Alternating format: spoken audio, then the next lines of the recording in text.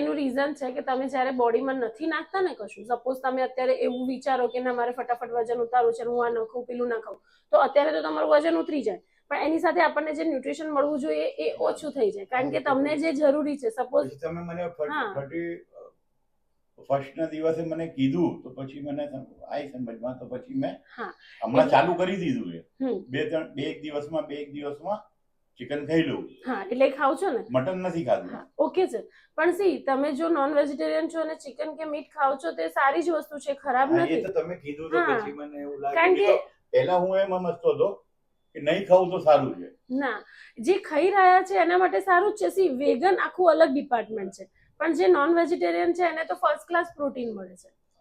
Chicken કે મીટમાં first class protein છે, એટલું વેજમાં ક્યાંય નથી. સપોઝ તમે ચણા પણ ખાઈ લેશો તો ચણામાં એટલું પ્રોટીન નહીં મળે જેટલું ચિકનમાં મળશે, રાઈટ? એટલે એની ક્વોલિટી પણ ફર્સ્ટ ક્લાસ ક્વોલિટી. આટલું બધું ખાઓ ચણા ને આટલી ખાઓ તે તમને પ્રોટીન વધારે મળે.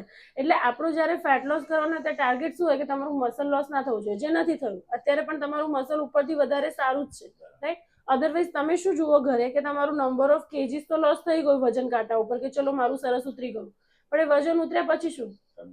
એ તમારા બોડીમાંથી શું ઉતર્યું છે? હા, તમારા બોડીમાંથી ખાલી ફેટ બંને જોઈએ સાથે. તમારું